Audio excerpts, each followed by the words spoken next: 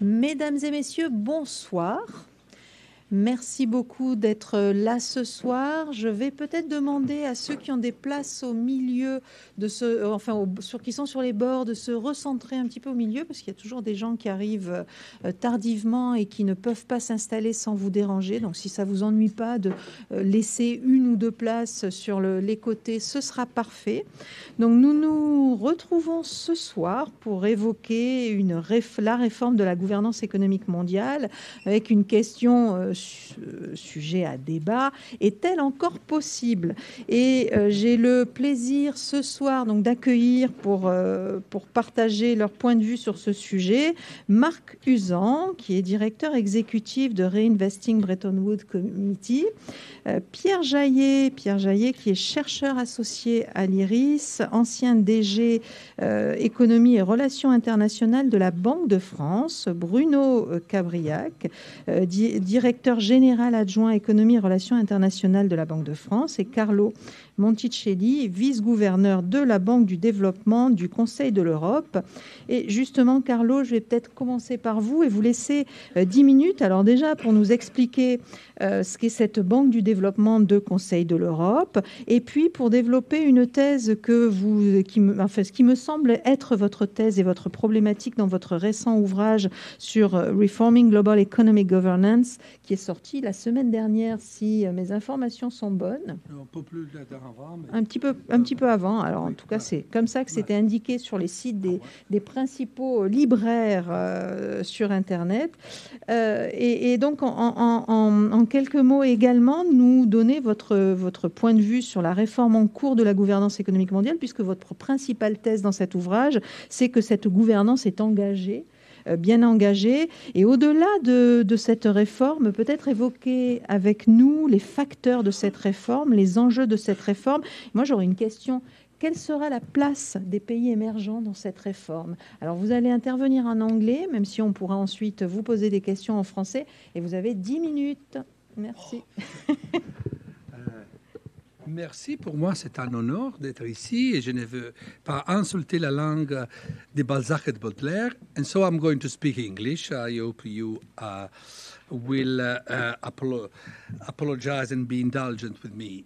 2 seconds on the Council of Europe Development Bank. This is the only international financial institution which is based in Paris. It is unfortunately less known than it deserves. It is the oldest multilateral development bank in the world after the World Bank, and it focuses on a very precise mission, investing in social projects. And by social, I mean social housing, schools, hospitals.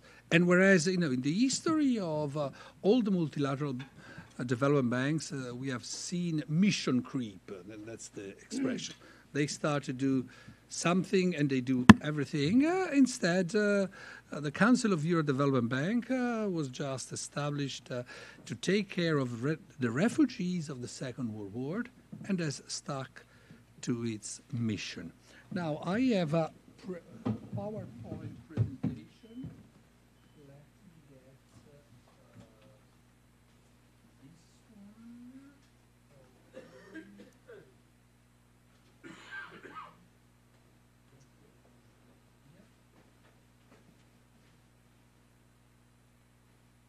one. Okay.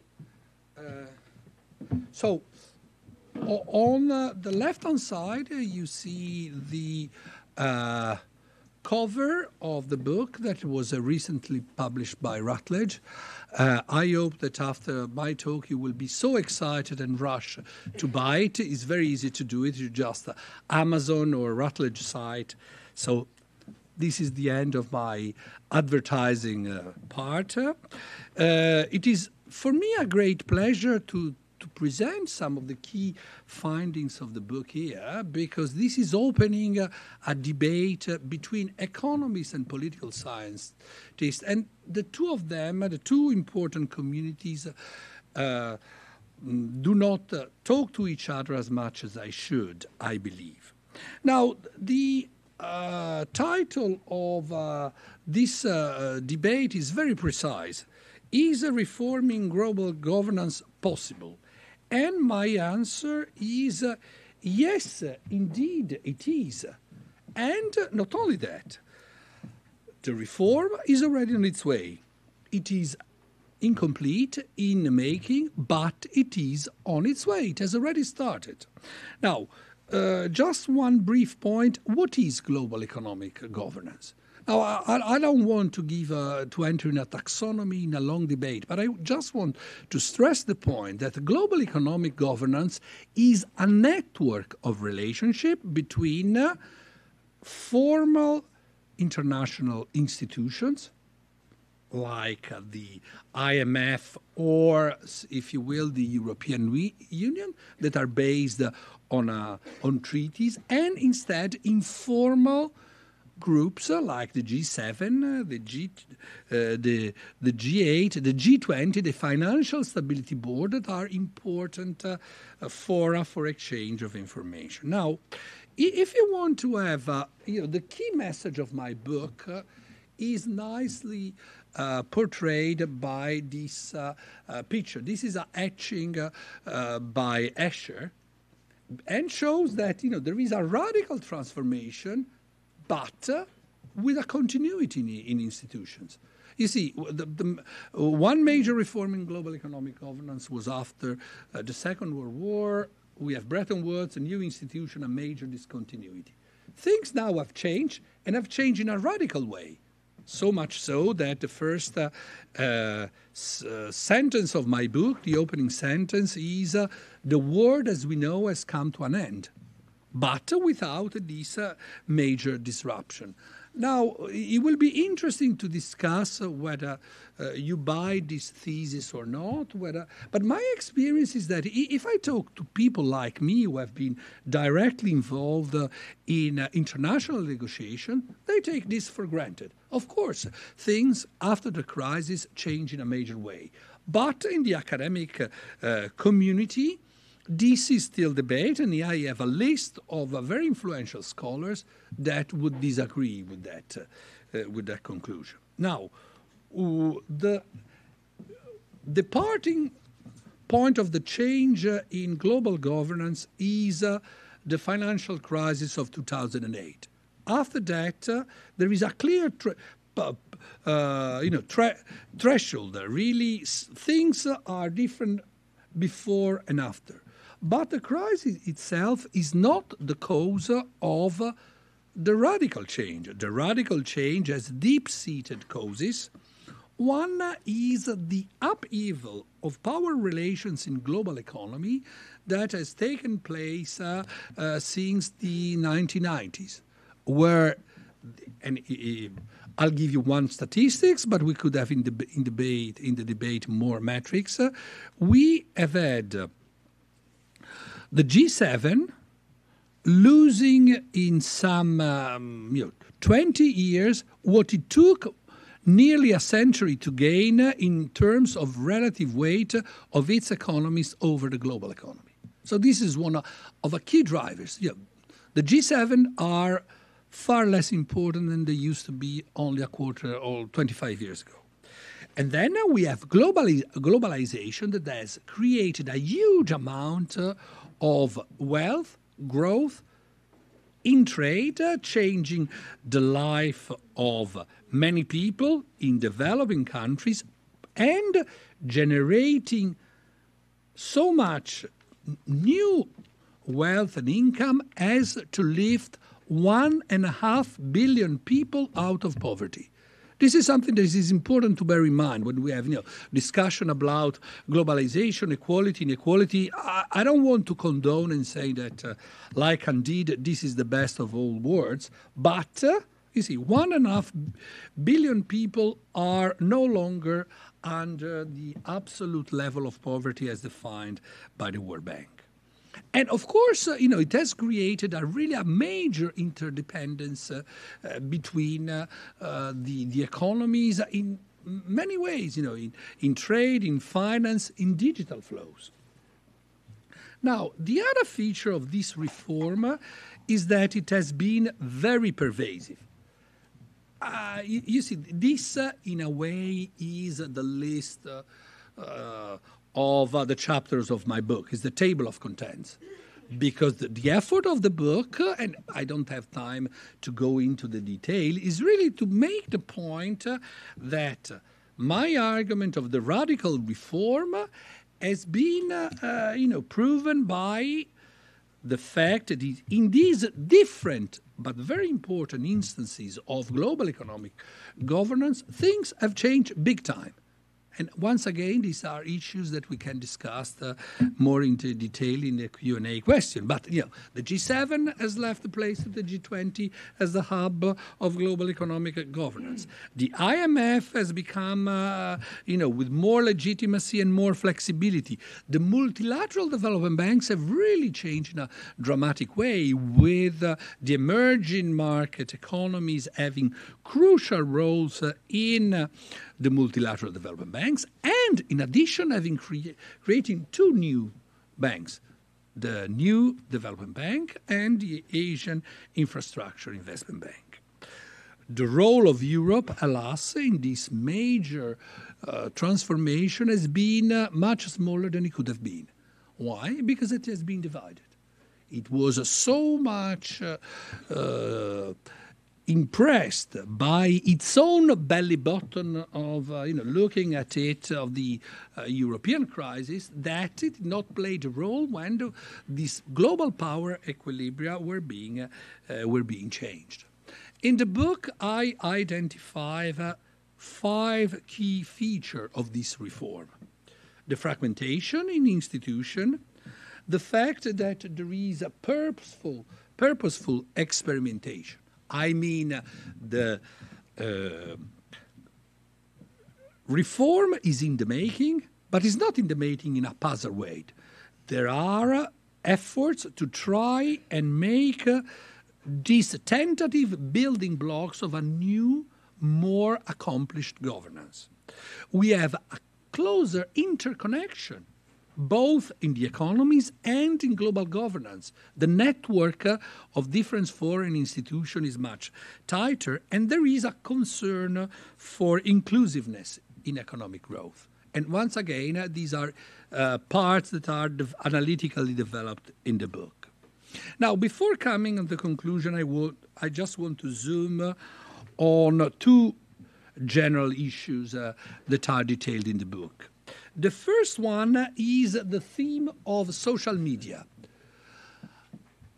The global financial crisis and the reform of global governance that is taking place are those that the first time in the history are followed on a timely basis. It is a live coverage of the way things change. So, the global media, there is a lot of debate on the role of social media, great instrument of democracy, instrument of creating fake news and interfering in the normal democratic process. Once again, this is a debate that is still open, but the strong point that I want to make is that there has been a growing importance of public perceptions as drivers of international negotiations.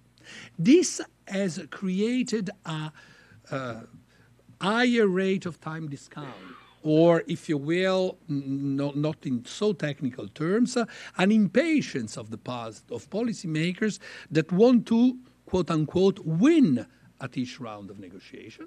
And this make a cooperative attitude more difficult because, of course, the international relations are a repeated game, are interactions where, there is a give and take over the course of relationship, not at each step of the negotiation. The other point that I want to just focus on in this brief presentation is that a stronger Europe is good for the world too. So I have quite precise ideas why, unfortunately, Europeans are less cohesive and inclined to have a united front and in international relations than they should. And we can discuss that. But the point that I want to make here is that a stronger Europe not only would be good for Europe itself, for the world as a whole. First, it would help diffuse the features of the EU social economic model, welfare, democratic participation, and so on and so forth, that are useful to tame the negative effect of globalization.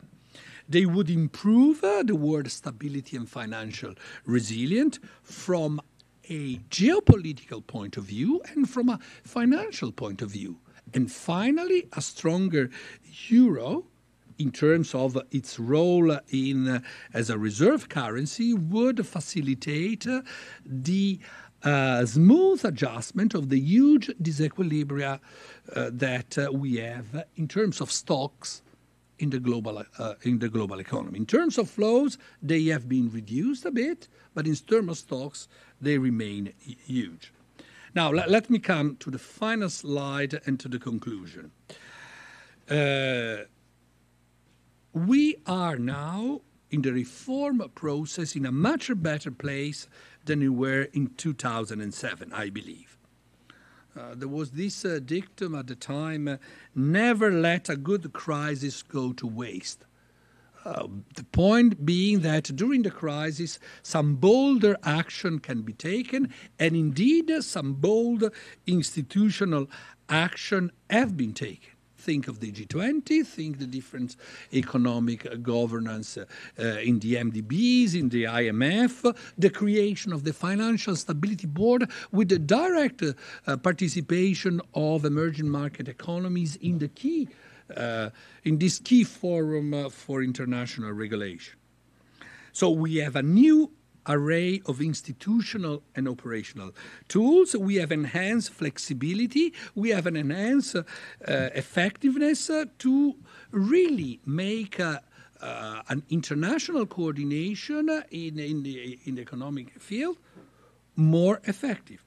We have better tools for economic governance, provided that there is the political will to use them. In other words, ultimately, a better world, it is in the hands of the international community, which, after all, is our community as Europeans, French, Italians, and just individuals. Thank you. Merci Carlo et merci beaucoup d'avoir respecté à la seconde près le temps de parole. C'était parfait. Alors moi j'ai retenu dans vos propos, j'ai bien aimé l'image qui ressemble à un vol des oies sauvages. Je suis pas sûre que les oies sauvages aillent de la lumière à l'obscurité parce que dans l'image la réforme. C'est vrai. Et le concept de transformation radicale dans une certaine continuité, il faudra peut-être y revenir parce que c'est pas forcément évident à apprécier. Sinon, je voulais peut-être rester sur cette idée de la place des émergents et du fait que la réforme s'engage pas au moment de la crise de 2008, mais pas à cause de la crise, mais plutôt parce que le monde a changé et qu'un certain nombre de pays émergents ou de puissances émergentes sont apparus et qu'elles ont revendiqué, à juste titre, une place plus grande dans cette gouvernance. Elles ne sont pas dans les retours ou ce débat qui persiste autour des émergents. Déjà, c'est probablement une condition sine qua non à ce que la réforme aboutisse et que les organisations économiques internationales conservent une légitimité à gérer les grands problèmes économiques de cette planète. Ça, c'est un premier élément. Mais les émergents ne sont pas forcément tout à fait en accord avec votre analyse qui consiste à dire qu'ils ont une place croissante. Donc, j'aimerais qu'on revienne un petit peu là-dessus avec Bruno Cabriac. j'ai vu justement que vous aviez participé ou dirigé le numéro d'une revue d'économie financière sur les systèmes financiers africains, mais aussi que vous aviez travaillé sur la Chine, le Moyen-Orient. Donc la question que je serais tentée de vous poser, c'est peut-être comment remédie-t-on dans l'évolution, dans cette réforme de la gouvernance, à la sous-représentation de certaines régions. Et je ne pense pas uniquement aux pays émergents, je pense à des pays qui souhaiteraient et qui émergeront peut-être à l'avenir, mais qui restent encore aujourd'hui sous-représentés. Et puis une deuxième question sur le positionnement du G20 et du G7 dans cette réforme des organisations économiques internationales et autour de la question de l'inclusion. Oui, merci beaucoup. Bonjour.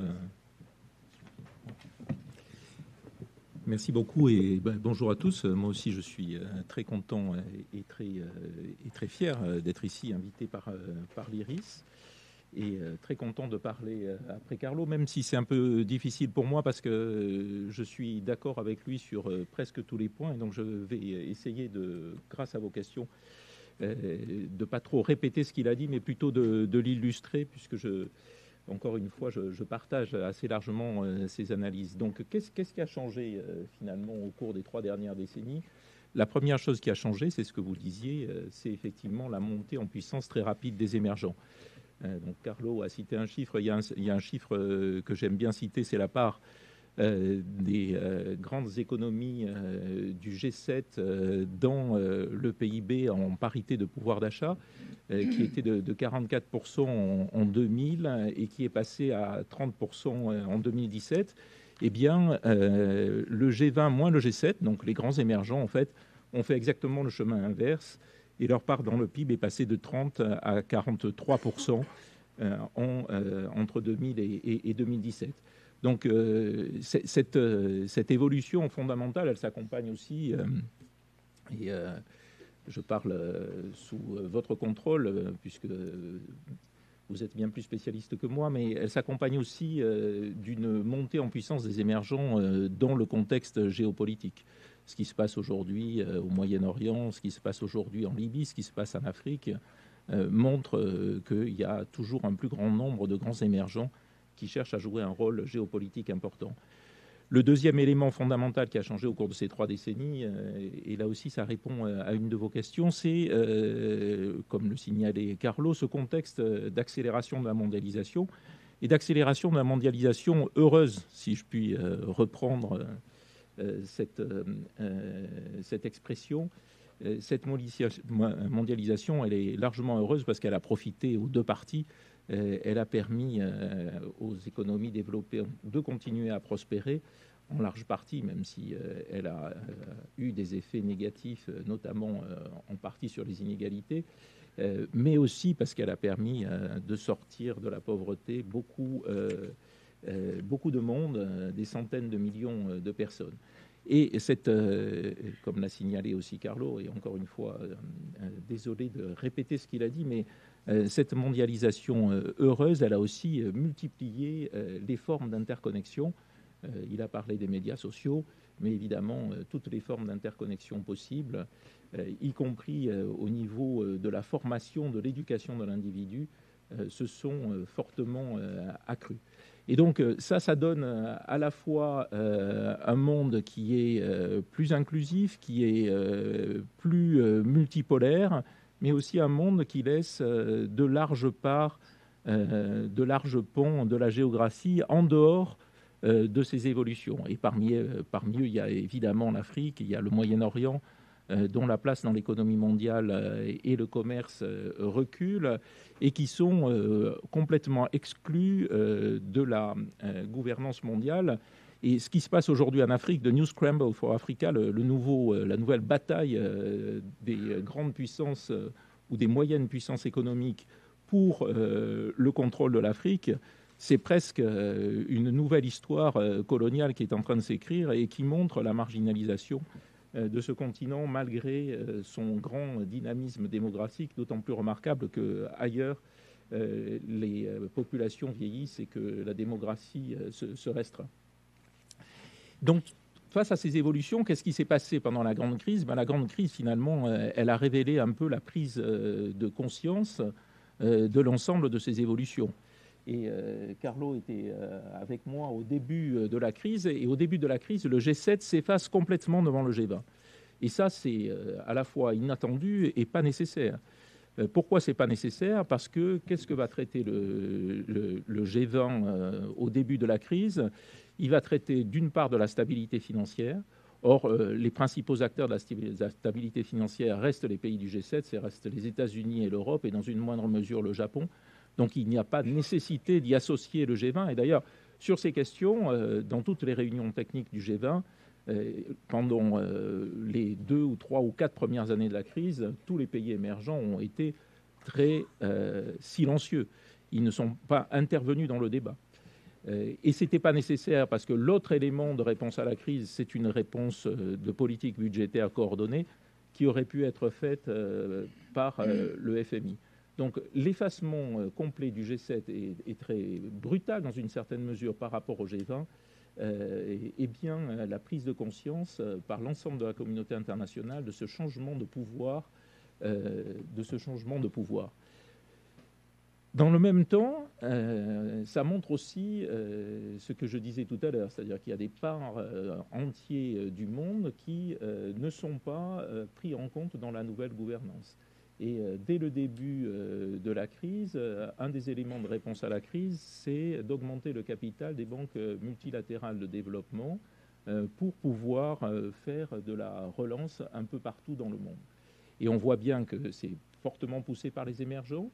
Les avancées poussent ça aussi, mais il y a un débat entre les émergents et les avancés, entre le G7 et le G20 moins le G7, pour savoir si on va pouvoir consacrer une partie des bénéfices de ces banques, une plus grande partie de ces bénéfices pour les guichets concessionnels pour les pays pauvres. Et ça montre bien que la voix des pays pauvres n'est pas à l'intérieur du G20, elle est seulement portée par une partie des pays avancés. L'autre élément frappant pour moi, en tout cas, de la crise par rapport à la gouvernance mondiale, c'est une volonté unanime de préserver la mondialisation. Ça peut paraître peut-être aujourd'hui un peu plus étonnant, mais il y a bien cette conscience de la mondialisation heureuse de ce constat. Et une grande partie de ce constat reste aujourd'hui, malgré les événements auxquels on a assisté, et certaines tentations un peu plus unilatérales d'un certain nombre de grandes puissances. Et puis, eh bien, je crois que la crise a montré que la densité des interconnexions renforçait la nécessité de partager des standards et d'avoir des standards très, très forts. Hein. C'était vrai pour le secteur financier, ce qui a été vrai au-delà du secteur financier, même pour le seul bien public mondial de stabilité financière. Et sur le troisième point, et ce sera mon dernier point, je suis totalement d'accord avec Carlo, c'est-à-dire que la crise, cette nouvelle donne mondiale, ce nouveau monde multipolaire, a engendré, ou en tout cas a permis de développer une gouvernance mondiale qui est une gouvernance mondiale beaucoup plus flexible et dans une certaine mesure de poser les bases d'une gouvernance mondiale qui pourrait être efficace. Alors là, il n'y a pas d'ambiguïté. Il est sûr que la gouvernance mondiale n'a pas suivi le rythme de l'accroissement, du renforcement des interconnexions, du renforcement de l'importance des biens publics mondiaux, et donc que cette gouvernance mondiale n'est aujourd'hui pas à la hauteur des enjeux. Mais par contre, elle s'est quand même adaptée, elle est devenue flexible, elle répond aussi à un défi supplémentaire qui est celui d'un monde multipolaire. Et dans un monde multipolaire, il y a beaucoup plus la tentation du passager clandestin, parce que quand il y a un pouvoir hégémonique, c'est difficile d'être passager clandestin. Quand il y a un monde multipolaire, naturellement, les puissances moyennes peuvent plus facilement devenir des passagers clandestins. Et puis, dans un monde multipolaire comme ça, il y a aussi un arbitrage fondamental entre le désir d'avoir plus d'inclusion de manière à être plus légitime, donc d'inclure au moins la plus grande partie des pôles, et celui d'édulcorer les principes sur lesquels ont bâti la coopération internationale. Et je donne 2 exemples.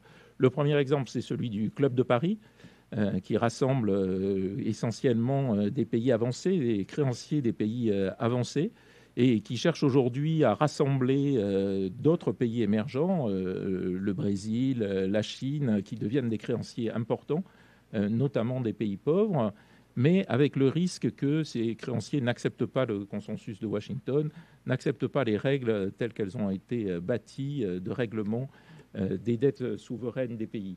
Deuxième exemple, le code de l'OCDE sur le mouvement des capitaux, où là aussi, on est à la sortie d'une revue de ce code pour le rendre plus flexible, plus inclusif, accueillir de nouveaux membres, mais en même temps garder les principes de liberté des mouvements de capitaux qui en font le fondement. Et dernier point, c'est une illustration de cette flexibilité de la gouvernance mondiale. Autrefois, la gouvernance mondiale post-Bretton Woods, c'était en gros un problème, le système monétaire international par exemple, une institution, et pour renforcer cette institution, l'efficacité de cette institution, une règle qui permette de contourner le fait que cette institution étant inclusive, étant bâtie souvent sur des règles de consensus, il devait y avoir des règles supplémentaires qui permettaient de la faire évoluer. C'est le cas de l'OMC qu'on a fait, du GATT qu'on a fait évoluer en OMC avec l'organisme de règlement des différends qui aujourd'hui connaît des problèmes. C'est le cas du FMI avec, dès le départ, un vote pondéré par le quota, c'est-à-dire en gros la part dans le capital du FMI, qui permet d'assurer une coalition des puissants au sein du FMI. C'était aussi le cas du G7 qui permettait une concertation des membres des institutions internationales de gouvernance de manière à avoir une majorité, en tout cas dans celles qui avaient des votes pondérés, suffisantes pour les influencer. Aujourd'hui, on a finalement une kyrielle de solutions à ce genre de problème. Alors, il y a l'évolution de la gouvernance, pour faire un peu plus de place aux émergents, on en a parlé tout à l'heure. Il y a le pilotage des organisations internationales par le G20, ce que ne faisait pas du tout le G7. Le G7, lui, il essayait de bâtir des consensus au sein des membres du G7 pour agir à l'intérieur de la gouvernance des organisations internationales. Le G20 a un mode de fonctionner totalement différent. Il essaie de piloter les organisations internationales et de trouver le bon assemblage des organisations internationales qui va résoudre un certain nombre de problèmes. L'extension du pouvoir des créateurs des normes et la création d'un organisme qui, dans le secteur financier, permettait de faire la coordination de ces créateurs de normes. C'est le FSB, le Conseil de stabilité financière, dont a parlé tout à l'heure Carlo. Et puis, bien sûr, des coalitions de willing, de pays volontaires qui se réunissent dans un cadre pour résoudre un problème. C'est le cas, par exemple, de la Convention cadre des Nations Unies pour le climat. Et puis, après, essayer de déboucher sur des solutions opérationnelles. Je voudrais parler d'un dernier exemple, qui est un exemple qui est quand même sans doute le plus encourageant pour la gouvernance mondiale. C'est la gouvernance qui a été montée pour résoudre les problèmes de fiscalité internationale. Donc, 2 grands problèmes de fiscalité internationale qui sont en voie de solution aujourd'hui. L'échange d'informations fiscales, et même l'échange automatique d'informations fiscales qui sont aujourd'hui réalisées dans le cadre d'une organisation internationale ad hoc greffée sur l'OCDE qui s'appelle le Global Forum, mais qui comprend un beaucoup plus grand nombre de pays de manière à être inclusif. Et le même schéma, à peu près, qui a été reproduit pour résoudre le problème beaucoup plus délicat dit de l'érosion des bases fiscales, qui est en fait celui de l'évasion et de la fuite fiscale. Le premier problème s'attaquant essentiellement aux paradis fiscaux, le deuxième problème, plus généralement, à l'évasion fiscale au sein de l'ensemble de la communauté. Le seul fait qu'on ait développé un consensus et développé un processus pour régler des problèmes de fiscalité qui sont quand même au cœur de la souveraineté des États-nations, montre bien qu'il y a des progrès dans la gouvernance mondiale à un moment où on pourrait douter du multilatéralisme. Voilà, je voudrais en terminer là, parce que je crois que j'ai dépassé mon temps.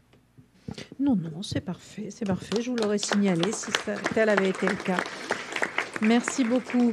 Donc, il y a plusieurs, vous avez ouvert plusieurs portes qui ne manqueront pas de poser des questions. Celle, par exemple, des nouveaux créanciers des pays pauvres et des conséquences que ça peut avoir, puisqu'ils ne sont pas forcément dans le respect strict du consensus de Washington.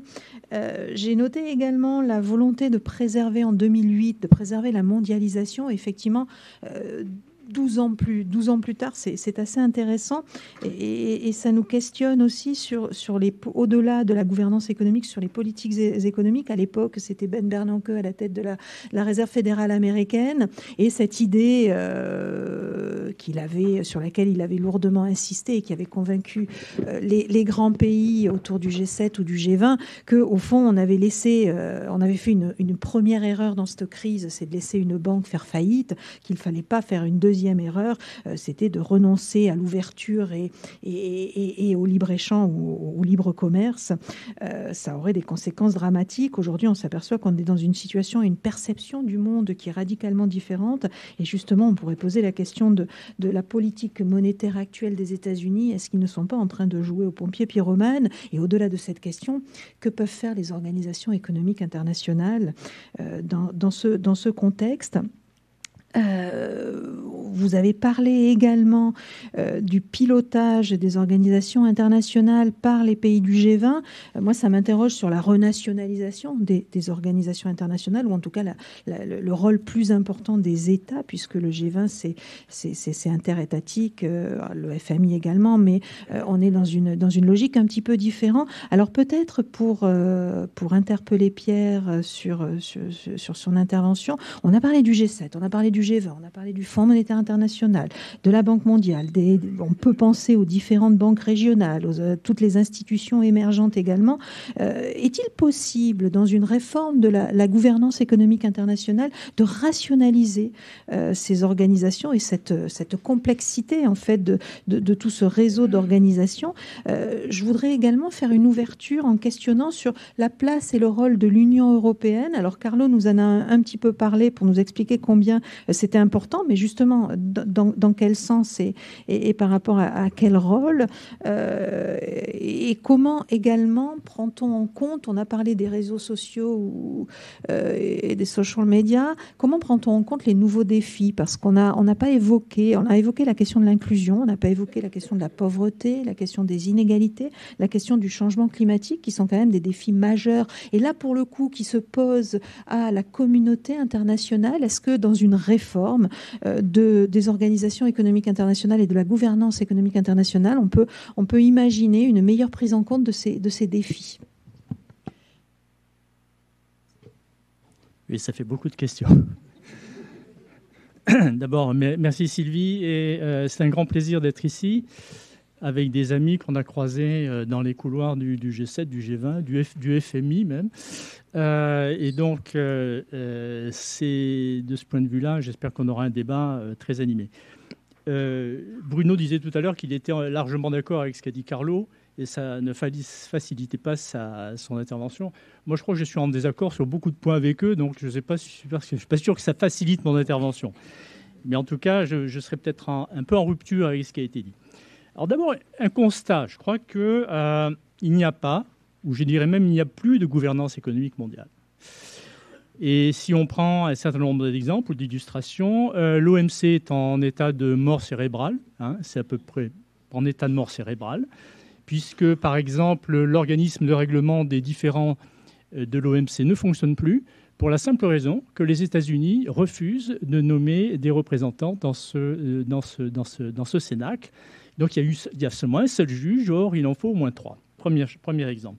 Le Fonds monétaire international, on y reviendra, mais actuellement, il joue un petit peu les pompiers de service, essentiellement sur l'Amérique du Sud. Les 2/3 des prêts du Fonds monétaire international sont sur l'Argentine. Et on peut presque compter sur le doigt d'une main, allez, peut-être des deux mains, les actions ou les concours du Fonds monétaire. Le G7 Alors j'avais fait un petit papier assez provoquant sur le G7 après Biarritz, donc on aura peut-être l'occasion d'y revenir.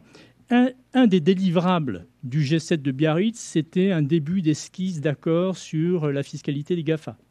Or, il n'a échappé à personne que début janvier, cet accord est tombé.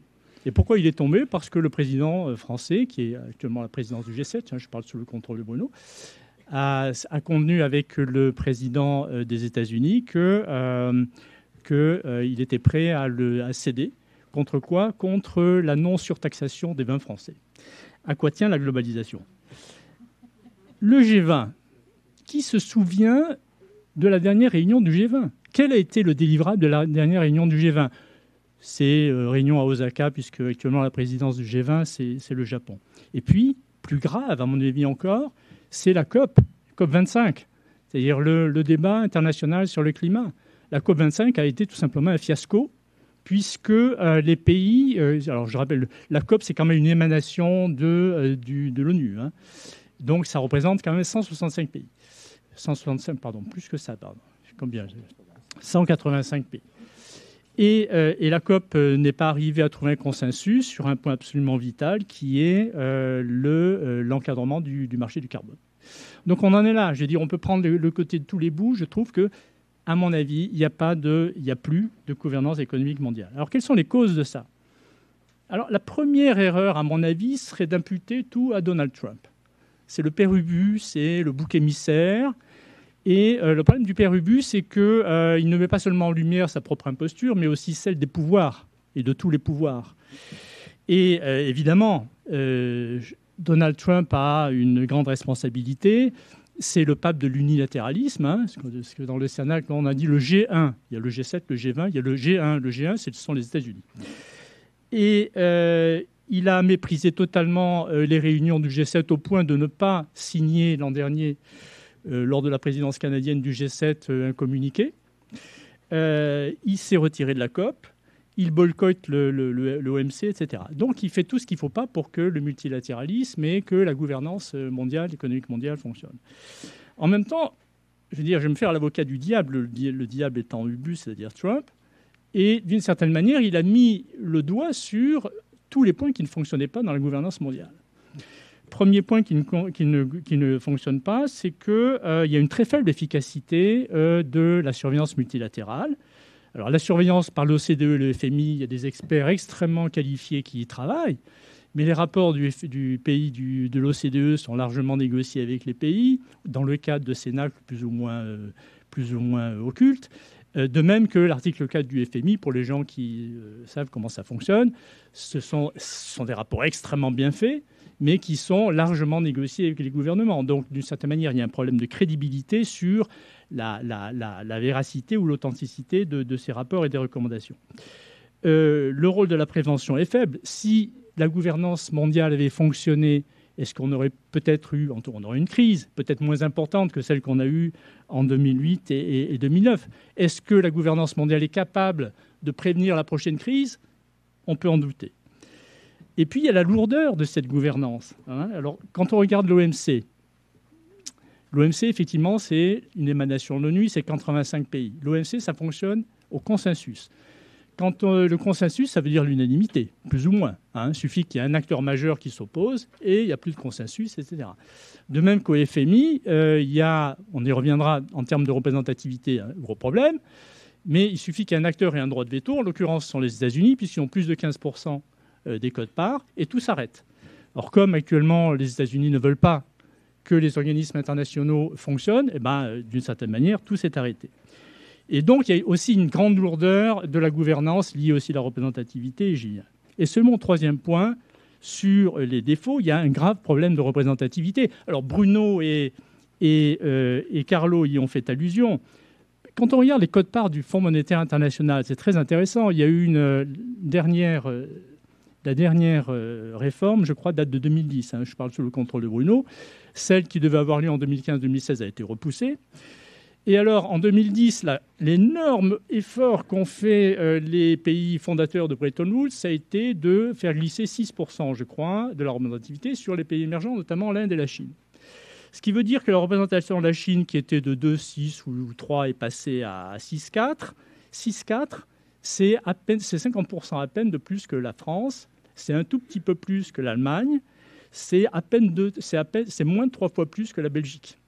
Et la Belgique a toujours une représentativité au Fonds monétaire international qui est supérieure à celle du Brésil. Donc on marche un petit peu sur la tête. Et ça renvoie un petit peu à la représentativité générale des G, que ce soit le G7 ou le G20. Quand on regarde le G7, j'en parlais évidemment dans mon papier sur Biarritz, c'est pratiquement la photo de Rambouillet. Rambouillet, c'était 1975. C'est la date à laquelle M. Giscard d'Estaing et M. Schmitt ont décidé de faire ce groupe qui s'appelle le G7 pour traiter les grandes affaires du monde. C'était après le premier choc pétrolier. Il y avait effectivement pas mal de sujets qui étaient à discuter. Mais quand on regarde la photo du G7, c'est pratiquement la même que celle... voilà, comme si il n'y avait pas eu l'énorme transformation de l'économie mondiale qu'a évoqué Bruno, comme si la Chine était toujours endormie, comme si, etc., etc. Quand on regarde le G20, alors c'est différent puisque le G20 c'est effectivement plus récent. D'ailleurs, ça n'a pas été créé en 2008-2009 par Nicolas Sarkozy, ça a été créé avant, 10 ans avant. C'est vrai que ça a été upgradé au niveau des chefs d'État et de gouvernement. Mais quand on regarde le G20, il y a 6 ou 7 Européens. C'est-à-dire la France, l'Allemagne, l'Italie, parfois un invité européen. Il y a la Commission européenne, il y a souvent la Banque centrale européenne et il y a la présidence tournante de l'Europe. Et donc, dans la photo de famille, il y a au moins 7 Européens. Évidemment, les autres sont extrêmement frustrés et ne comprennent pas vraiment ça. Très bien. Donc, il y a un problème de représentativité, il y a un problème de mise à jour de la représentativité. Le résultat, c'est que ça crée des frustrations et ça crée aussi, d'une certaine manière, des incitations à créer des institutions régionales concurrentes. C'est pour ça que je ne suis pas tout à fait dans le consensus de Bruno qui dit « oui, il y a des nouvelles organisations régionales qui se créent, c'est très bien, ça complète ». Je ne crois pas que ça se complète. En réalité, c'est la vocation à se substituer en partie à des organisations qui n'ont pas su se réformer. Dernier point sur les causes de pourquoi il n'y a plus de gouvernance ou il n'y a pas de gouvernance, c'est que je pense qu'il y a un problème de dilution, il y a une prolifération des organisations internationales. On en crée toujours, on n'en supprime jamais. Certains dans la salle se rappellent peut-être la difficulté qu'on a eu à supprimer le G10. Eh bien, le G10, il y a encore des petites émanations du G10 qui se rencontrent tous les 2 mois à Bâle, etc. Et le G10, pour l'Assemblée, c'était les 10 principales puissances financières du monde qui avaient été réunies pour trouver des financements pour le Fonds monétaire international. Et une fois que leur mandat a été rempli, non, il était hors de question de supprimer ce groupe. Donc le G10 a subsisté très très très longtemps. Et puis on en a créé. Et on n'en supprime jamais. Le problème, c'est qu'il y a une dilution. Parce que quand il y a une inflation de représentation internationale, il y a une espèce de dilution et un manque d'autorité.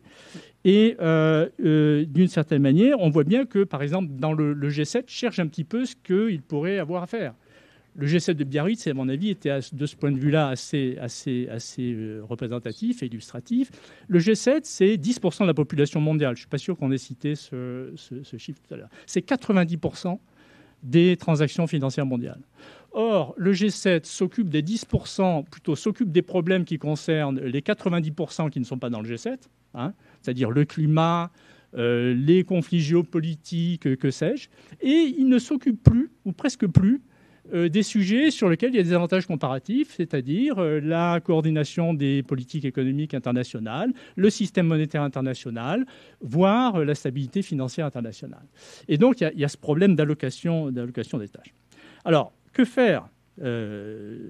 Guillaume Duriage disait « Nul besoin d'espérer pour entreprendre et de réussir pour persévérer ». Et c'est un petit peu le cas. Je pense que le challenge, le défi est extrêmement important. Carlo a esquissé quelques pistes. Moi, je pense d'abord sur le fond. On n'est pas là vraiment pour parler du fond, on est là plutôt pour parler de la gouvernance. Sur le fond, il y a un énorme problème qui est la gouvernance de la transition climatique. Parce que ça, je ne vois absolument pas, c'est un problème absolument capital, c'est un problème crucial, et je ne vois pas absolument du tout aujourd'hui qui peut prendre ça en charge et quel est l'organisme qui peut, de ce point de vue-là, assumer la gouvernance internationale. Alors, moi, je vois trois solutions. 3 solutions, évidemment, qui vont être discutées. Certaines vont même paraître un petit peu provocantes. Je pense d'abord qu'il faut élaguer. Il y a beaucoup trop d'institutions qui s'occupent de la gouvernance économique internationale. Ma première proposition, c'est de supprimer le G7. Après tout, le G7, à quoi ça sert? C'est la réunion des pays représentant 10% et qui s'occupent de sujets dont ils devraient plus, sur lesquels ils n'ont plus la légitimité de s'occuper. La deuxième chose, c'est recréer. Alors, recréer d'une certaine manière le Fonds monétaire international. Le Fonds monétaire international est une institution de Bretton Woods, créée en 1944, comme la Banque mondiale, qui a une vocation universelle. Et elle a perdu cette vocation universelle, parce qu'elle n'a pas su représenter, elle n'a pas su réformer sa représentativité. Et donc, elle n'est plus légitime. Mais en même temps, on a créé le G20. Mais le G20, c'est créé par défaut, parce que le Fonds monétaire international n'était plus capable de prendre à bras-le-corps les sujets qui, normalement, il aurait dû prendre à bras-le-corps. Et donc, est-ce qu'il faut fusionner? Après tout, il faut savoir que l'organe dirigeant du Fonds monétaire international, c'est le board du Fonds monétaire international, c'est 24 pays. C'est 24 représentants. Pourquoi on n'a pas dit à un moment donné, il faut réformer le FMI et donner à ces 24 représentants la possibilité de faire ce qu'on a donné ensuite, ce que le G20 a essayé de faire? Et finalement, ça sera ma conclusion, parce que Sylvie, tu disais il faut parler des Européens. Moi, je crois que les Européens ont la clé là-dedans. Et il faut une espèce de révolution copernicienne. Il faut un choc systémique. Et les seuls qui peuvent faire ce choc systémique, c'est les Européens. En décidant précisément de dire, bon, il faut s'aborder le G7 parce que ça ne sert plus à grand-chose. 2, il faut qu'au Fonds monétaire international, on aille au-delà de ces petites réformes incrémentales dans lesquelles on va se disputer comme des chiffonniers pour avoir 1 ou 2 points de plus sur les quotes-parts, etc. Si les Européens disaient, OK, on accepte qu'on reforme totalement la représentativité et les quotes-parts du FMI, et la contrepartie, c'est qu'effectivement, il y a une chaise unique européenne, voire une chaise unique de la zone euro, puisque c'est un peu compliqué. Je pense que ça serait une espèce de grande explosion tout à fait bénéfique pour l'ensemble. De même que dans le G20, évidemment, peut-être que là aussi, le G20, si on garde le G20, pourrait aller un petit peu plus loin dans ce qu'il fait actuellement si les Européens acceptaient de parler d'une voix unique.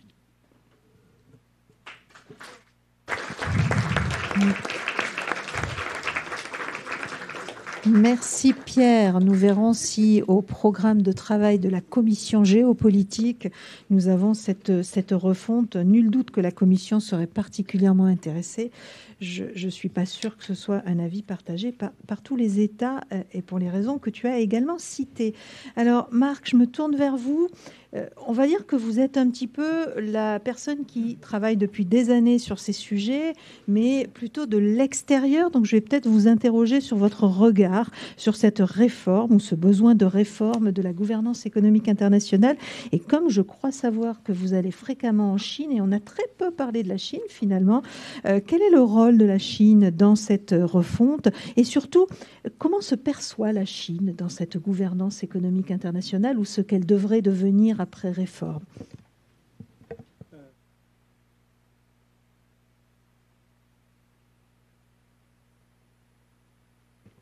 Merci Sylvie pour cette invitation pour partager ce panel d'experts et de personnes qui ont contribué depuis de nombreuses années à la réforme de la gouvernance économique mondiale. Alors moi, je vais prendre une vision complètement opposée de ce qui a été dit par mes collègues et je vais vous dire pourquoi. Je pense qu'aujourd'hui, parler de réforme de la gouvernance mondiale va devenir une mission impossible. Donc je vais à l'encontre de Carlo, même si nous sommes de très grands amis, et je vais essayer de vous expliquer par rapport à mes observations, par rapport à mes voyages, pourquoi je vois aujourd'hui qu'effectivement nous sommes en train de quitter l'ère de Bretton Woods, l'ère de la gouvernance mondiale, et que nous sommes en train d'assister à une crise du multilatéralisme extrêmement profonde. Alors juste une petite parenthèse. Au début, on a dit oui, effectivement, quand Carlo a démarré son introduction, il a dit oui, nous avons une réforme de la gouvernance mondiale. Nous avons fêté cette année les 75 ans de l'anniversaire de Bretton Woods. Cette année, au mois de février, on a demandé et on a essayé de décider qui devrait être le président de la Banque mondiale. Le président de la Banque mondiale a été nommé, ça reste un Américain. Au mois de juillet, on a essayé de réfléchir aussi qui devrait remplacer Madame Lagarde. Nous avons remplacé Madame Lagarde par une Européenne. Donc déjà, symboliquement, la réforme de la gouvernance reste quand même les deux grandes institutions multilatérales dont tout le monde parle, restent entre les mains des Européens et des Américains. Donc symboliquement, oui, cette réforme ne va pas être possible. Et je vais aussi vous donner les raisons pourquoi, malheureusement, puisque j'essaye de promouvoir moi-même une réforme de la gouvernance, pourquoi je vois malheureusement de plus en plus s'effriter ce multilatéralisme. Et si vous allez à Washington lors des réunions du Fonds monétaire, vous ne sentez plus, si vous voulez, l'engagement des acteurs, comme c'était le cas précédemment. C'est peut-être aussi un changement de génération que nous sommes en train de voir. Alors, quelles sont les principaux raisons de cette fissure? Et moi, et c'est ça ce que je reviens, parce que ce que venait de dire Sylvie, je pense qu'il faut parler du conflit que nous allons assister entre les États-Unis et la Chine. Et ça, je pense que c'est la première chose. Revenons en arrière. En 1944, je vais citer Henry Morgenthau, qui était le secrétaire d'État au Trésor pour les États-Unis lors de son discours de clôture de Bretton Woods. Je le cite. « Nous devrons reconnaître que la meilleure façon de protéger notre intérêt national passe par la coopération internationale à travers les efforts de toutes les nations réunies pour atteindre des objectifs communs. » Morgenthau, clôture. Janvier 2016, inauguration de Donald Trump comme président des États-Unis. Nous sommes dans l'obligation de protéger nos frontières par les ravages des autres pays qui pillent nos entreprises et détruisent notre marché de l'emploi. Le protectionnisme va nous conduire à une plus grande prospérité. Deux visions opposées des États-Unis en l'espace de 75 ans. Alors, quelles sont ces principales fissures que je vois apparaître? La première, elle se trouve entre les États-Unis et la Chine. On voit apparaître une nouvelle rivalité géopolitique, économique, technologique, qui menace de séparer le monde entre deux entités distinctes. En effet, ces deux pays veulent limiter leurs échanges commerciaux, veulent limiter leurs entreprises à avoir accès aux marchés financiers, à Internet, à l'intelligence artificielle, à leurs plateformes économiques. Deux pays, deux systèmes. Peut-on arrêter cette évolution d'un monde divisé et fracturé en deux blocs? Rappelez-vous, il me paraît bien loin le temps où, en 2001, quand la Chine intègre l'Organisation mondiale du commerce, la vision des États-Unis, la vision de l'Europe est de dire on veut que la Chine rentre et intègre l'économie mondiale. Et l'ancien président de la Banque mondiale et l'ancien secrétaire d'État au commerce, Bob Zoellick, parlait à l'époque, en anglais, « responsible stakeholder ». Donc la Chine allait devenir un actionnaire responsable de cette gouvernance. Donc on allait l'accompagner pour intégrer l'économie mondiale. Je crois que si vous voulez, ce paradigme de l'intégration de la Chine dans l'économie mondiale n'est plus d'actualité. Quelques mots, puisque Bruno parlait un peu du G20, Carlo aussi. Rappelez-vous qu'en l'an 2000, le PIB mondial correspond plus ou moins aujourd'hui au PIB de la Chine. On est à peu près 14 trillions de dollars. Donc je pense qu'on n'a peut-être pas mesuré la magnitude et l'étendue, ce que ça veut dire d'avoir la Chine comme première, voire deuxième puissance économique du monde. On le voit aujourd'hui avec l'épidémie du virus, le ralentissement du commerce, la déstabilisation des chaînes de valeur, les étudiants chinois qui quittent, qui ne peuvent plus, qui sont tellement importants en Australie, aux États-Unis, les touristes qui ne viennent plus. Donc vous voyez très bien que quand on parle de l'influence de la Chine, je pense que la communauté internationale ne sait pas encore gérer une récession, voire une crise financière ou une crise économique venant de la Chine. On avait déjà eu des symptômes en 2015, quand la Chine avait dévalué sa monnaie. Je crois que si ça continue, je crois qu'il y en aura un choc important dans l'économie mondiale et que ce sera la première fois qu'on va se rendre compte du poids économique de la Chine et comment le gérer au niveau international. Si nous n'avons plus, si vous voulez, les outils, comme on avait à l'époque le G20, on pouvait effectivement coordonner une réponse collective. La Chine avait joué un rôle important en 2014 pour relancer l'économie chinoise à travers un très grand plan de déficit budgétaire. Est-ce qu'on aura aujourd'hui les mêmes réactions de tous les pays développés, sachant que nous avons en toile de fond un conflit entre les États-Unis et la Chine? Troisième chose, et je crois qu'on en a pas trop parlé, mais je pense qu'on parlait un petit peu de cette rivalité de la Chine et des États-Unis, elle se manifeste aussi par la création de nouvelles institutions. La Banque asiatique d'infrastructure d'investissement, créée par la Chine 2014, pardon. La deuxième institution que les Chinois ont créée, c'est ce qu'on appelle le BRIC Development Bank, plutôt appelé National Development Bank. C'est la réunion, une banque de développement régionale des pays Brésil, Russie, Inde, Chine et Afrique du Sud. Et qu'est-ce qu'ils ont en commun, tous ces pays? Ce n'est pas qu'ils ont une convergence au niveau de leur économie. c'est qu'ils étaient tous contre, si vous voulez, le fait qu'il y avait un statu quo de la gouvernance mondiale. Ils sentaient toujours qu'il y avait une frustration de la part de tous ces pays par rapport à la gouvernance mondiale. C'est pour ça qu'ils ont créé ce club. Ce n'était pas de dire, parce que quand vous voyez leurs performances économiques, elles sont complètement différentes les unes des autres. Donc la convergence de tous ces pays est extrêmement géopolitique et elle tournait beaucoup autour de la réforme des institutions de Bretton Woods et aussi la frustration de voir toujours le dollar comme monnaie de réserve.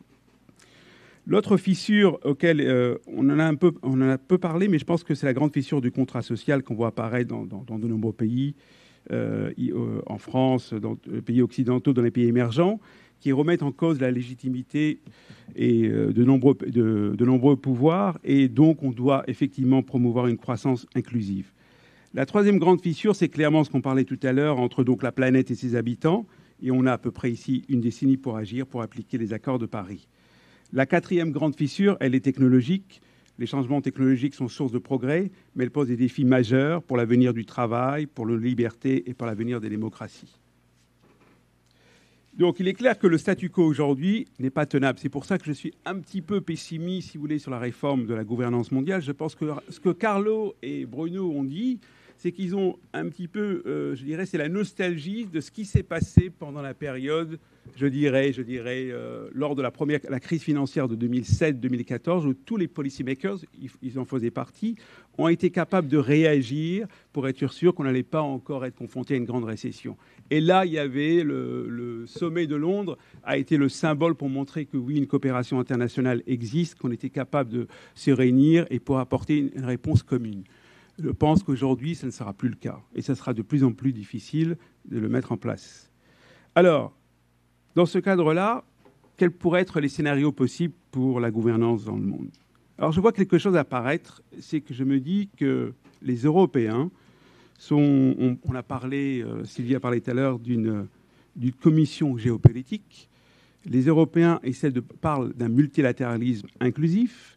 Qu'aujourd'hui, que l'Europe peut-être a quelque chose à apporter par rapport à ce conflit qui va, à mon avis, structurer les relations internationales, le conflit entre la Chine et les États-Unis. Et donc, il y a peut-être une troisième voie pour l'Europe. Les Européens, l'Union européenne, ont clairement défini la Chine comme un rival systémique pour la gouvernance. Ça a été officiellement dit par l'ancien président de la Commission européenne. Les Européens parlent d'alliance du multilatéralisme. Donc, on va essayer, si vous voulez, de trouver des acteurs, coalition of the willing. On a parlé, avec la crise de l'Organisation mondiale du commerce et du mécanisme pour négocier les différends, les Européens essayent de s'allier avec d'autres pays pour recréer ce mécanisme en dehors de l'OMC. À quoi va servir l'Organisation mondiale du commerce si vous avez deux acteurs, États-Unis et la Chine, qui négocient entre eux, qui tombent d'accord sur un accord bilatéral ? Est-ce que l'Organisation mondiale du commerce a un avenir ? Je doute. Je pense que les choses vont se faire de manière bilatérale et que ces institutions vont perdre de leur contenu et de leur engagement. Si deux acteurs principaux ne sont plus les acteurs hégémoniques qui veulent, si vous voulez, s'impliquer dans la gouvernance mondiale, je pense que la gouvernance mondiale n'a pas d'avenir. Donc, je pense qu'il ne faut plus avoir une vision nostalgique de ces institutions, de ce qu'elles ont pu apporter au monde. Et je pense qu'on rentre dans une nouvelle ère. Cette nouvelle ère va être tournée moins autour des institutions de Bretton Woods, du G7, du G20, du passé faisant table rase. Je pense que ces institutions sont là, mais je pense que leur rôle va de plus en plus diminuer. Car au moment où les États-Unis, au-delà de Trump, si Trump est réélu pour 4 ans, je pense qu'il y a une vision aux États-Unis qui est partagée par l'ensemble de l'establishment américain que la Chine est le premier compétiteur économique et à partir de là, les Américains vont tout faire pour neutraliser la Chine. De l'autre côté, les Chinois mettent en place aussi leur propre gouvernance. Sylvie, on s'est rencontrés la première fois lors d'une réunion qui avait lieu en Chine sur la route de la soie. On parle beaucoup de ce projet de la route de la soie. C'est simplement un projet pour que la Chine présente sa propre forme de gouvernance. C'est de s'allier avec de nombreux pays à travers le financement des infrastructures, en s'alliant avec de nombreux pays. En Afrique, Bruno a parlé des problèmes de l'endettement de nombreux pays africains qui sont liés au fait de nombreux prêts que la Chine accorde à ces pays. Ça a lieu aussi en Asie centrale. Donc l'engagement de la Chine dans la gouvernance mondiale tourne beaucoup autour de cette thématique de la route de la soie. Pour le moment, depuis 2013 que ce projet a été lancé. Il y a eu 2 grandes réunions internationales en Chine, où presque plus de 100 chefs d'État se sont réunis en 2017 et en 2019. La Chine est de plus en plus influente en Asie centrale, elle est de plus en plus influente en Afrique, et elle a aussi créé un mécanisme de concertation autour de ces thématiques avec les pays d'Europe centrale et les pays des Balkans. 16+1, 16 plus 1. C'est dans ce contexte que les Européens ont commencé à se dire il est temps, nous-mêmes aujourd'hui, de pouvoir un petit peu de faire face à cette rivalité chinoise et de se réapproprier notre propre souveraineté. On parle de plus en plus en Europe en anglais, pardon, excusez-moi, strategic autonomy, retrouver une autonomie stratégique. Alors ça tombe bien puisqu'on est l'IRI, c'est plutôt un concept de défense. Mais vous voyez les discours des gens de l'Union européenne, de la Commission européenne, se réapproprier sa souveraineté, que ce soit dans le domaine technologique, dans le domaine bancaire, dans le domaine des données, dans le domaine monétaire. Quand on parle de l'euro comme monnaie de réserve internationale, on voit que face au problème de sanctions des États-Unis vis-à-vis de l'Iran, les entreprises européennes qui veulent continuer à travailler en Iran, c'est pratiquement mission impossible. Donc, comme disait Joseph Borrell il y a 2 jours dans un article dans Vox, regarder le monde en face et réapprendre le langage du pouvoir. Malheureusement, on rentre dans une nouvelle ère qui ne correspond plus du tout, si vous voulez, à cette ère du multilatéralisme. Il s'est érodé. Il faut donc, je pense, regarder le monde tel qu'il est. Oublions le passé. Alors, faut-il en avoir peur? Alors, on voit apparaître, donc je vous dis, ce retour de la souveraineté. Donc, les Européens essaient de promouvoir cette souveraineté au niveau européen. Et je vois aussi apparaître des nouvelles formes de coalition. De nombreux pays émergents essaient de s'allier avec des pays industrialisés dans le domaine du commerce, la prolifération des accords régionaux au niveau commercial. Donc, on voit une gouvernance globale qui va se transformer en une sorte de gouvernance tribale. Et c'était un petit peu l'idée, qu'on passait du G7 à un G20. Donc voilà, donc c'est un peu si vous voulez, mes observations, mes remarques, où malheureusement, je suis extrêmement pessimiste sur l'évolution de la gouvernance mondiale. Je pensais qu'effectivement, on avait ce que Carlo a décrit, en fait, cette capacité, en fait, des acteurs face à une crise telle qu'on l'a connue en 2007 à surréagir, et ça a été le cas. On a créé de nouvelles institutions, le G20, le Forum de stabilité financière. Mais je pense qu'on est arrivé à un point de non-retour parce que le conflit entre la Chine et les États-Unis va structurer la prochaine décennie. Et je crois que si vous allez en Chine et vous allez dans les universités chinoises, vous voyez bien que même un universitaire qui avait une vision internationale ne peut plus parler comme avant. Il doit parler par rapport à la vision de la Chine. Et nous avons de plus en plus de mal à avoir un vrai débat, si vous voulez, entre ce que la Chine peut proposer et le reste du monde. Donc voilà, c'est peut-être une vision un peu pessimiste des choses, mais c'est simplement aussi le fait je dirais plutôt d'une personne qui observe, qui est un peu moins dans les rouages des négociations internationales. Mais comme disait Bruno ou Pierre tout à l'heure, si vous me dites quelles sont les grandes priorités de la présidence de l'Arabie Saoudite pour le G20, je pense que personne ne le sait. Et donc là se pose un véritable problème de légitimité de gouvernance. Merci. Merci beaucoup pour cette analyse. Et la question que vous avez posée sur cette vision qu'avait Morgan Dow à l'issue de la conférence de Bretton Woods, qui était probablement liée à ces 20 années de crise, avec la crise de 29, de guerre, et le fait que les États-Unis pensaient que l'ouverture allait être la réponse, ce qui était une exception dans l'histoire de ce pays. Donc il est l'heure à présent des questions. Je crois qu'on a dressé un panorama assez vaste. Alors, monsieur, il y a le micro qui arrive.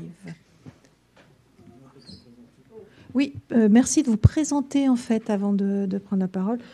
Alors, je vais prendre monsieur et puis on fait avancer le micro. Madame et messieurs, bonsoir. Paul Arnaud, juriste. Je veux En fait, votre conférence, je pense qu'elle aurait dû se tenir il y a 3 mois. Parce qu'il y a 3 mois ou 6 mois.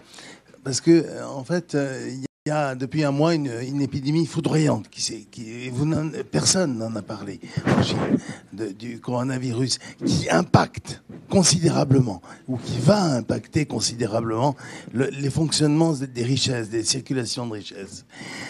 En 1997, septembre ou octobre, le Premier ministre de l'époque, Jospin, était fier de dire « Je vais créer un monde plus ouvert, plus juste, plus humain ». Je suis au regret de dire, j'y suis pour rien, personne n'y est pour rien. C'est peut-être les hasards des contingences les plus absolues. Enfin, toujours est-il que cette épidémie, elle est survenue. Et ça inquiète énormément.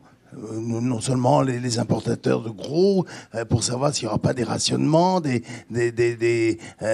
impasse, des ruptures de provisionnement, mais ça inquiète l'Arabie Saoudite, les pays de l'OPEP, pour savoir si ça vous en avez. Monsieur Usan a parlé de l'Arabie Saoudite l'an dernier, mais moi je rebondis, l'Arabie Saoudite qui tient, comme tout pays du pétrole, à toujours bénéficier des réserves précédentes. Question, sinon, on n'aura pas le temps de faire des réserves des précédents jours. Bon, ben là, il se pose de véritables questions. Alors, est-ce que vous pensez que ça va accélérer les choses? Là, votre présentation. Merci. Ça y est, il est en train de la poser, la question. Je viens de la poser, monsieur. Écoutez. Est-ce que ça ne doit pas être un accélérateur formidable? Merci. Alors, il y a des questions devant. Devant.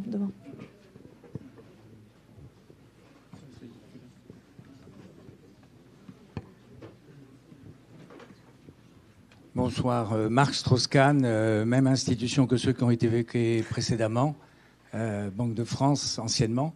On a eu 2 exposés semi-optimistes parce que les personnes sont encore en charge.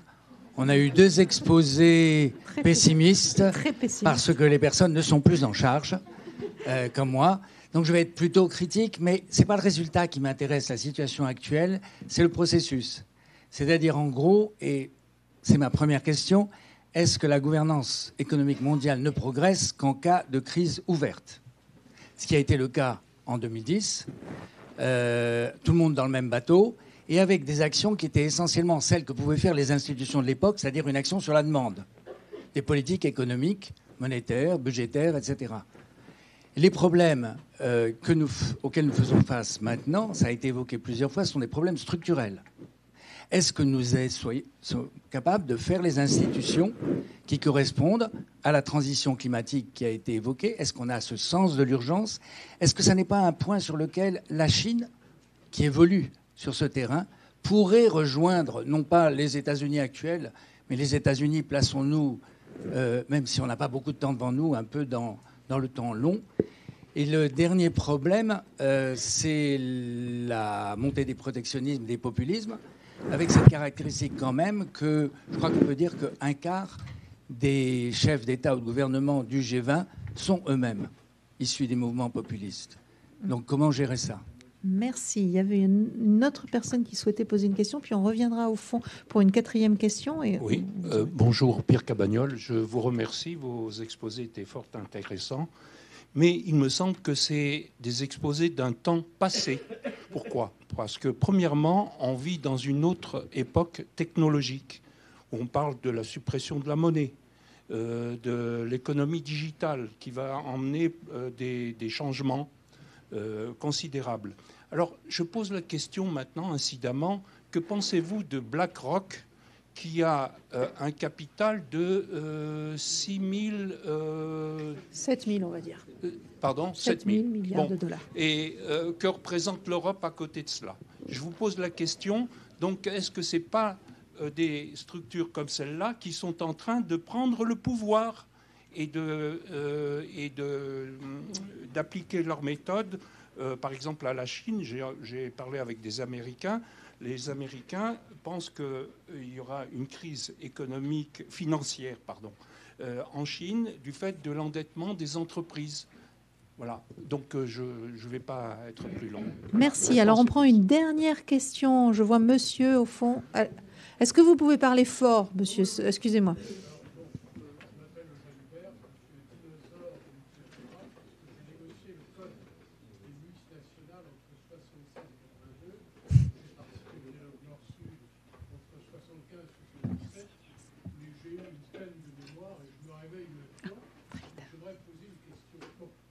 avez fait l'architecture globale.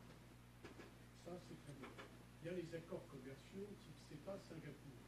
La question que vous avez abordée, je ne sais pas si c'est un sujet ou pas, c'est justement les normes techniques, technologiques. Première question, est-ce qu'on assiste à une bipolarité entre, par exemple, Huawei, on voit que Huawei veut se débarrasser de Google Maps, il faut en faire. Donc, est-ce qu'on aura un monde bipolaire sur le plan technologique? Qui va établir ces normes? Est-ce que l'Europe est suffisamment forte, consciente?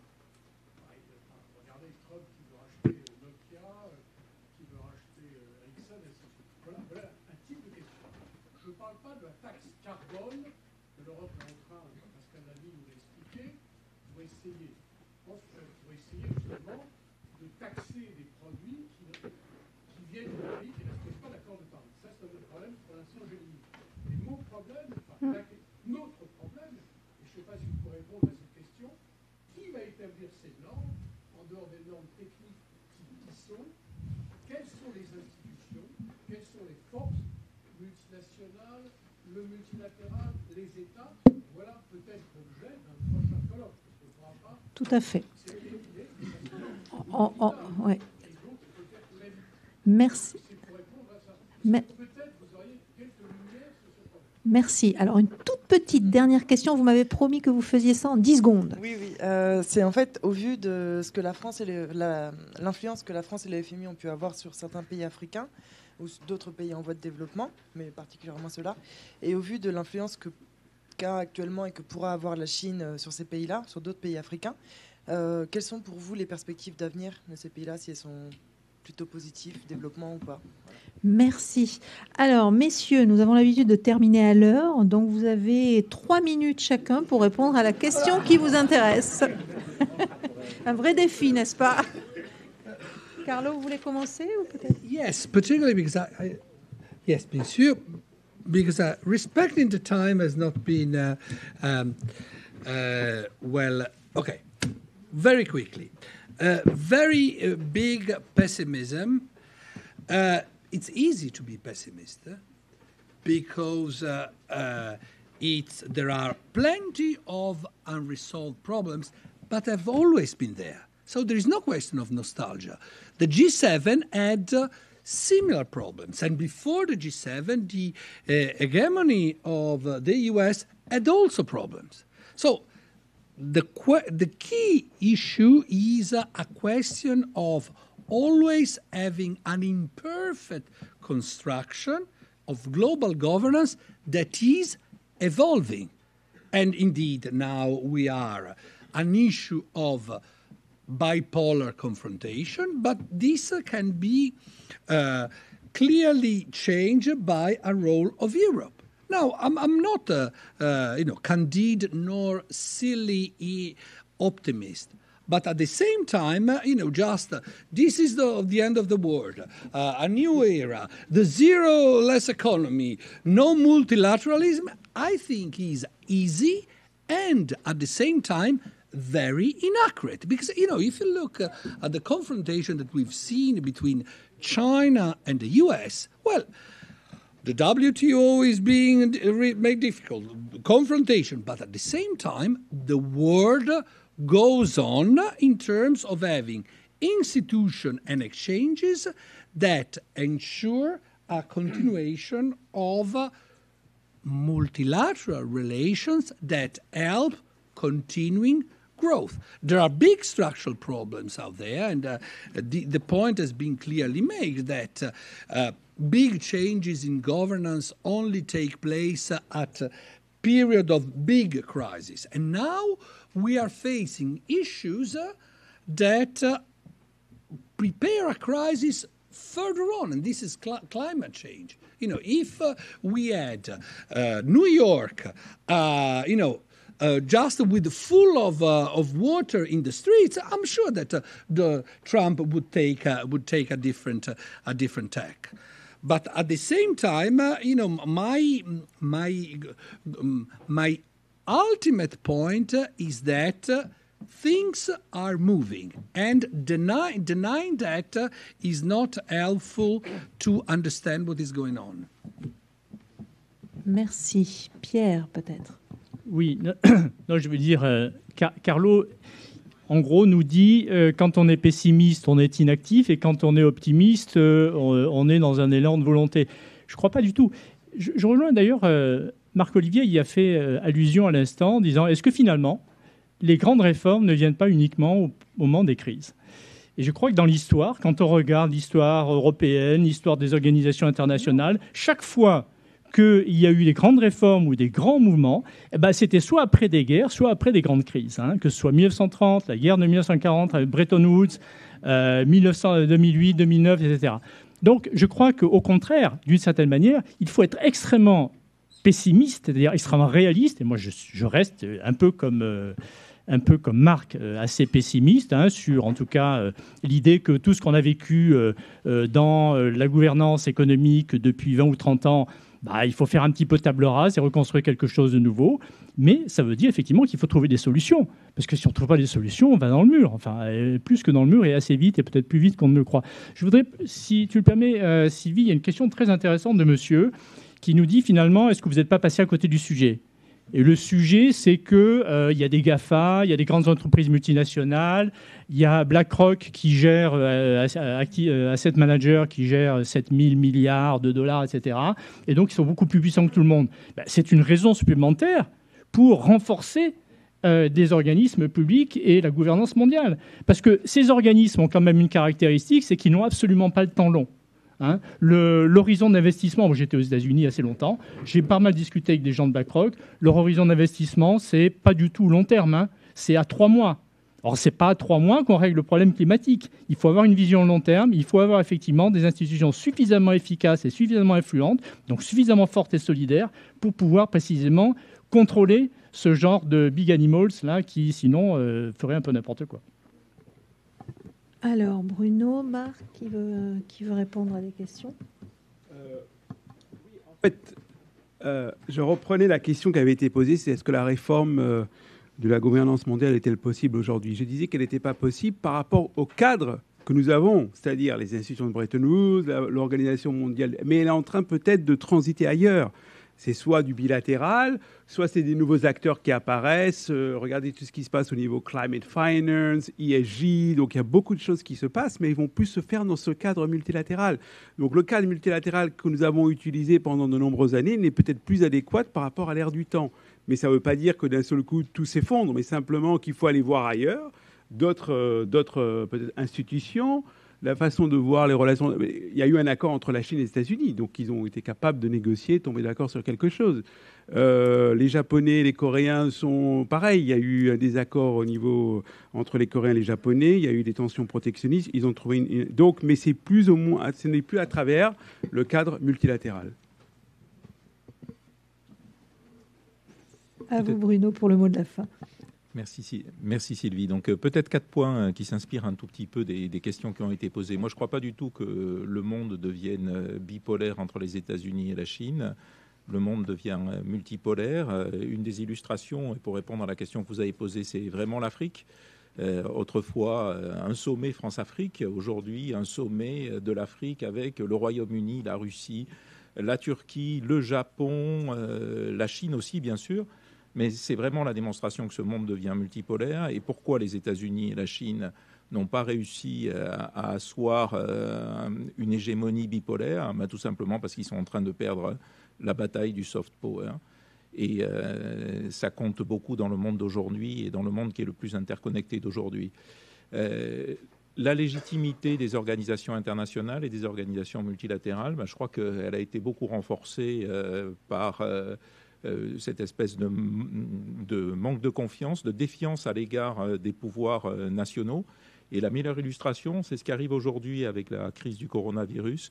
Moi, j'étais à Hong Kong quand j'ai vécu la crise du SRAS, donc j'ai vu comment les autorités chinoises travaillaient avec l'OMS. Bien, aujourd'hui, elles ne travaillent pas du tout avec l'OMS de la manière dont elles travaillaient en 2003.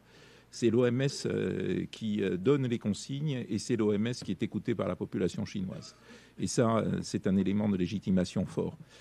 Troisième point peut-être, juste pour donner un exemple d'une brique qui marche, et en lien avec la question BlackRock, la brique qui marche une des briques qui marche aujourd'hui, pour les aficionados de la gouvernance mondiale, c'est le comité de Bâle. Le comité de Bâle, c'est en fait l'organisme qui édicte les règles pour les grandes banques internationales. Et pourquoi le comité de Bâle marche? Il édicte des règles qui ne sont même pas obligatoires, que les pays ne mettent pas forcément en œuvre. Mais si les pays ne les mettent pas en œuvre, le marché, la discipline de marché va l'imposer. Et ça, c'est un élément très fort de coordination, et le marché reste un élément très fort de coordination. Et tant que le consensus, et c'est encore le cas dans le monde, restera sur la suprématie des mécanismes de marché, je pense qu'on aura des chances d'avoir une gouvernance mondiale, mais je sais que c'est très contestable, relativement efficace, en tout cas dans sa partie décentralisée. Et l'Europe, eh bien, l'Europe, alors, à la différence de tout ce qui a été dit, je ne crois en aucun cas à l'avenir de l'Europe dans la gouvernance mondiale. Il n'y a aucun facteur qui pourrait pousser pour le déclin de la part économique de l'Europe est extrêmement rapide. Je fais pas un dessin de son évolution démographique. Je pense que l'Europe a déjà perdu la bataille sur le plan du soft power. J'ai été assez souvent dans le G20 où l'Europe essayait d'expliquer comment elle faisait à l'intérieur de l'Europe de la coordination internationale. J'écoutais Christian Gaulier tout à l'heure parler du changement climatique. Et donc, en Europe, on n'est pas capable aujourd'hui de subventionner la Pologne ou l'Allemagne pour qu'elles abandonnent le charbon, ce qui ferait gagner un coût de tonne CO2 au prix de 30 €. On préfère couvrir les pays qui ont des énergies propres d'éoliennes à un coût aujourd'hui 50 fois supérieur d'économie en émissions de CO2. Ça en dit long sur le pouvoir aujourd'hui et sur l'exemple que peut être l'Europe en termes de coordination. Donc voilà, c'était juste pour être encore plus en désaccord avec toi. Et dommage pour finir sur une note aussi pessimiste. On avait envie d'y croire, nous. Merci beaucoup. Merci à tous nos intervenants pour leur présentation et leur participation. Merci à vous tous. Et je vous souhaite une très bonne soirée. À très bientôt. Au revoir.